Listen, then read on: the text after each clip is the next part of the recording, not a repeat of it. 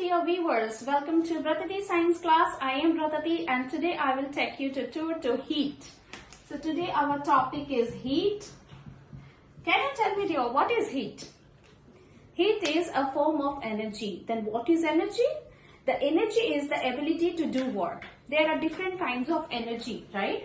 As we can say, the energy, ability to do work, right? It can be chemical energy, mechanical energy,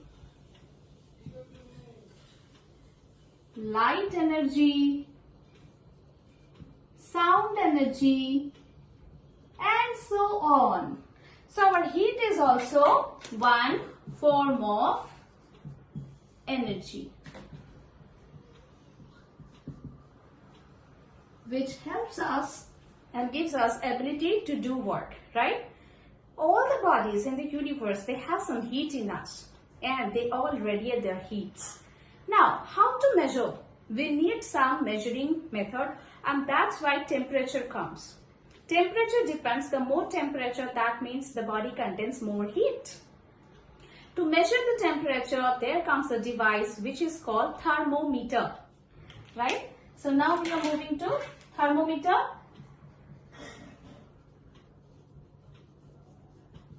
The device to measure temperature.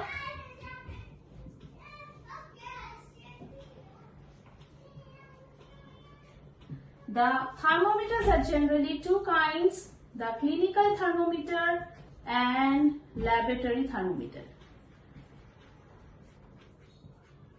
The clinical thermometer that measures the body temperature, and that ranges from 35 degrees centigrade to 45 degrees centigrade. Okay, it can also come in degree Celsius or degree Fahrenheit. Alright, so generally it is seen that the average body temperature of the healthy persons are 37 degrees centigrade, or in Fahrenheit it can be 98.6 degree Fahrenheit. So when our temperature rises above 100 degree Fahrenheit, we say we have fever.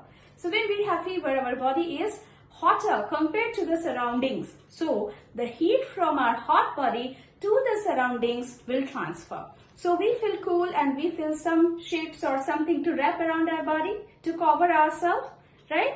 So this is the reason we feel chill or cool when we have fever, right? So what did we learn? The clinical thermometer, the ranges, and what is the thermometer? It is the uniform glass rod which has a bulb which holds the mercury, and there are the scales, as I told you, the Fahrenheit scale and the Celsius scale. As the temperature rises, the mercury level also increases. And when we put it under the tongue or inside our underarms, and when we check the temperature, then what we see? We can take it out and put our eyes to the same level of the reading of the scale. So we get the correct rating. When we take it out, the mercury doesn't fall on itself because it has a kink. If you follow the plain glass rod, the thermometer one, so Celsius thermometer or the clinical thermometer, you will see a kink that prevents the mercury to fall down all by itself, right? Nowadays we use digital thermometer. Most of us have digital thermometer in our home which doesn't use the mercury, because mercury is very poisonous if in case the thermometer breaks and the mercury is falling all over through the floor. It's very dangerous to touch it. So that's why, to avoid that, now digital thermometer is created. Coming to the laboratory thermometer, in the laboratory we use the thermometer that is called laboratory thermometer, whose range is from minus 10 degree centigrade to 110 degree centigrade. Okay, so it ranges from minus 10 degree centigrade to 110 degree centigrade. Now here, the same ways, laboratory thermometer cannot be used to check our body temperature because it doesn't have kink. So it doesn't allow the mercury to stay where the actual temperature is. So as soon as you take out the mercury from your body or from the object that you want to measure, whether it's a liquid or any other temperature you want to measure, quickly the mercury level comes down, right? So it's not a good way to use the laboratory thermometer for the clinical purpose, right? The same way for the laboratory thermometer also, we need to check their reading when we put the glass rod or thermometer into a beaker of glass, say in room temperature. We want to check the temperature of the room. So we need to bring our eyes to the same level with the scale for the correct reading, right? So till now it's clear. Now, as I said you, that heat always transfer from hotter body to the cooler body, right?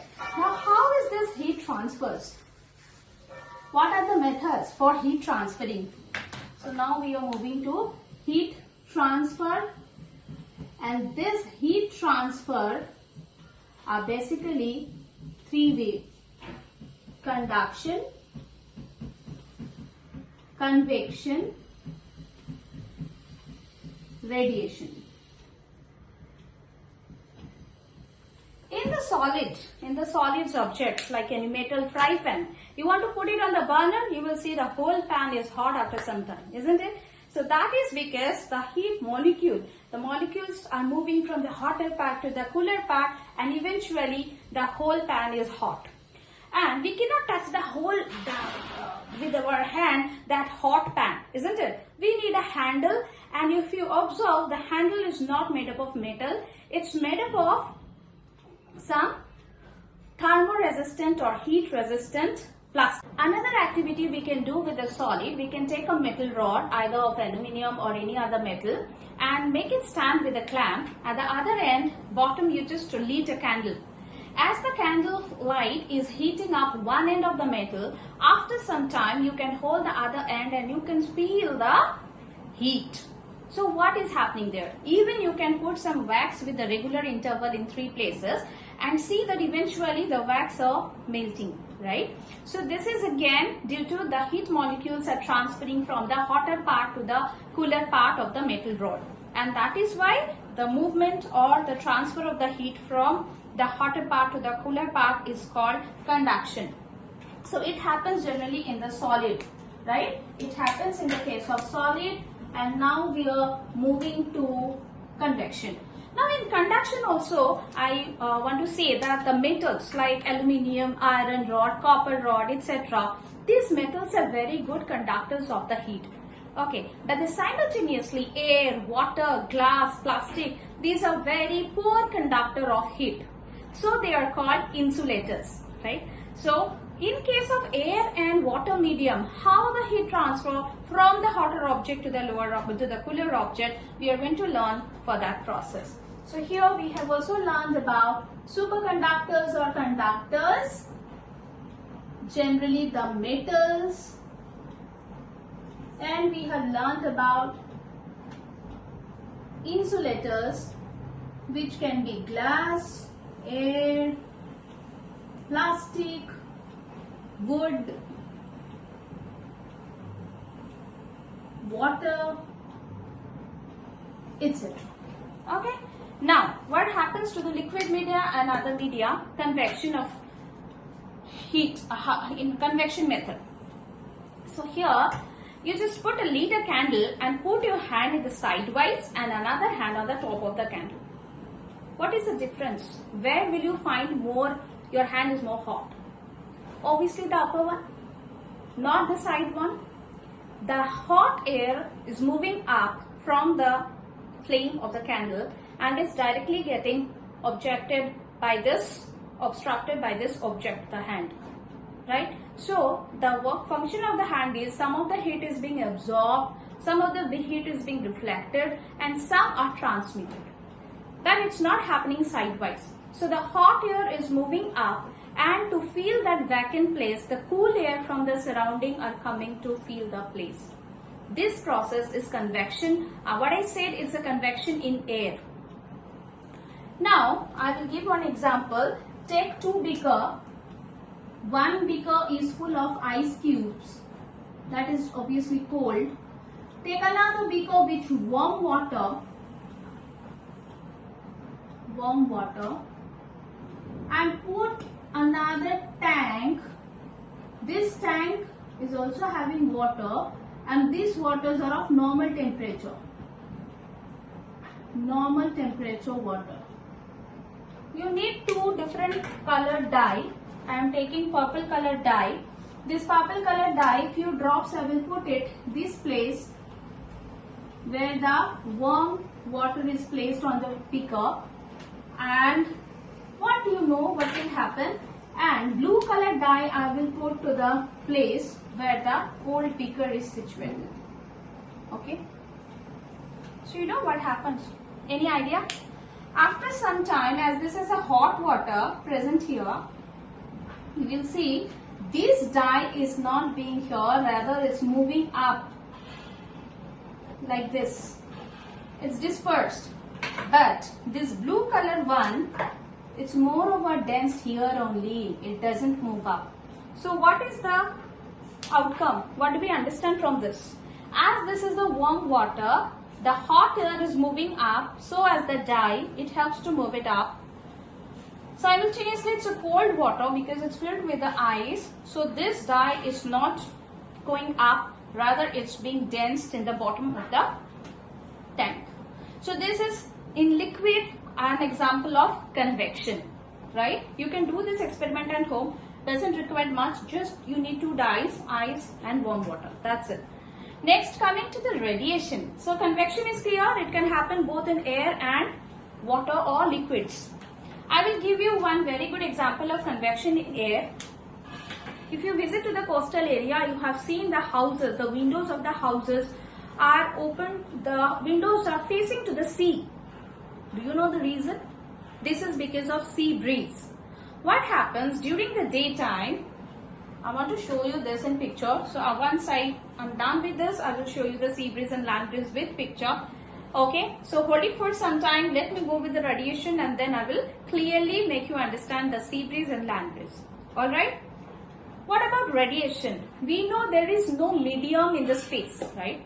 And our Earth, the Sun, and all the planets and these other objects are all in space where there is no medium at all, right? No air and no medium. So how come the light and the heat from the Sun is coming to Earth and we are getting heated? This is because of radiation. No medium is required for radiation. You can take a simple example at home. You are sitting in front of a lamp, study lamp. Suppose you are studying there. After some time you will feel hot because you are sitting just in front of the lamp and your place is hotter compared to the rest of the room temperature, isn't it? And the heat and the lights coming from the lamp to you to make you hot, to feel you, to make you sweat, right? You are feeling hot because of the radiation. This is also radiation. In radiation, so I will write here that no medium is required for radiation. No medium needed for heat radiation. Clear? Now, in radiations, I need to tell you, take two pans, one pan covered with black coating, another pan with white coating. Put both the pan with water filled in it under the hot sun at 12 o'clock noon and keep it for half an hour to 1 hour. Then you go and put your hand in both the pan. One is with the black coated pan, another with the white coated pan.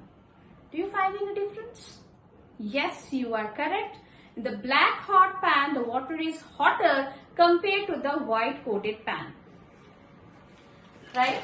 So, as I said you, one black coated pan, another white coated pan, this is hotter than this. I am writing hot and cold because of comparison. Black color absorbs more heat compared to the light color. This is the reason during the summer it said wear light colored cotton clothes. Light color clothes helps to reflect the light and we don't feel sweating, we don't feel that much heat. Compared to the winter season, as we are wearing the woolen clothes, we are wearing dark color clothes. These are preferred to absorb more heat to keep our body hotter, right? Because our body temperature is comparatively less than the outside. So we feel cool, right? From our body, the heat is moving to the outside. So woolen clothes also, you know, sweaters, shawls and all, they have the air bubbles. There are the pockets, air pockets. And air, as we know, poor conductor of heat. The air doesn't allow to pass the body heat to outside as well as outside heat to put it in our body. So that's why it's protecting us. Woolen cloths and black color cloths are preferred in winter. Light color cloths are preferred in summer, right? Now let's move to sea breeze and the land breeze.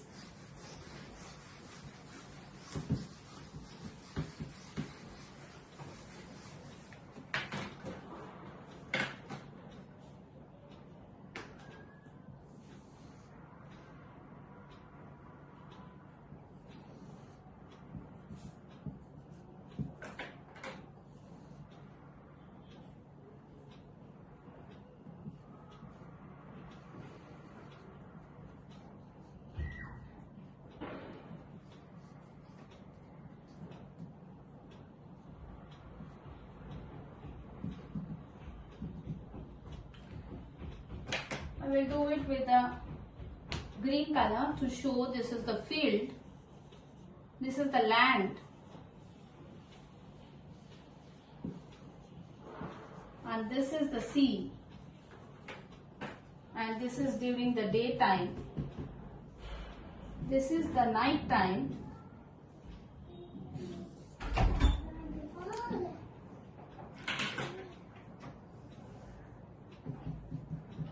sea, again this is land, same picture. I want to give you the look.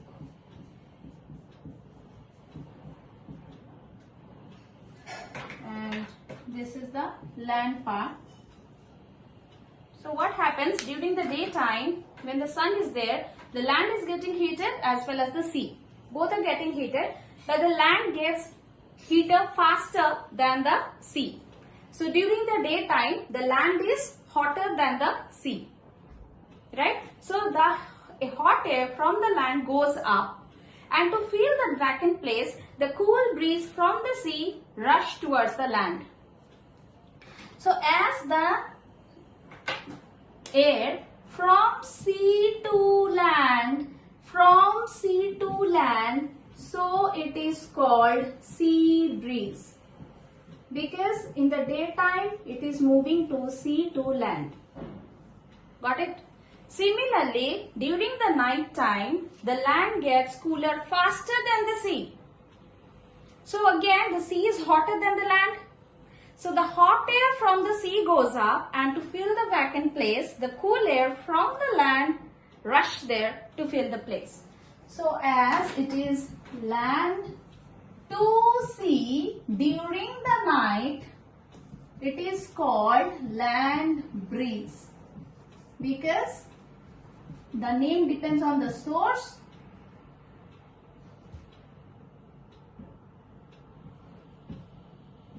Sea breeze, sea to land breeze, land to sea.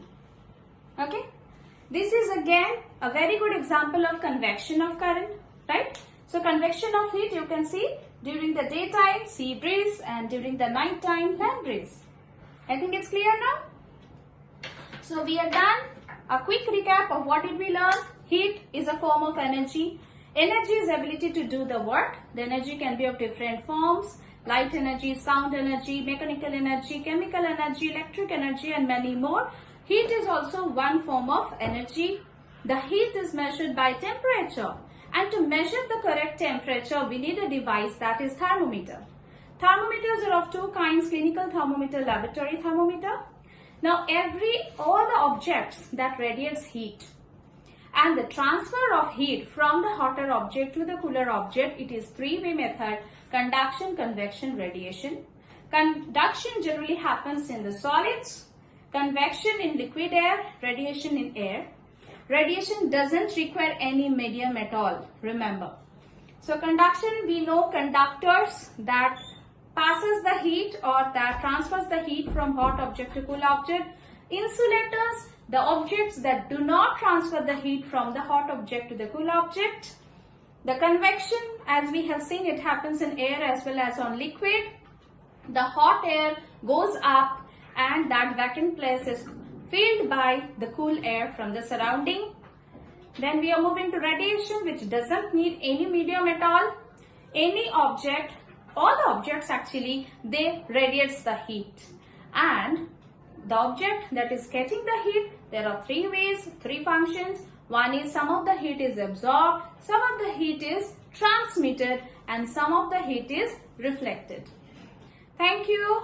Take care. Please subscribe the channel and click on the bell icon so that you get all the notification in the first hand.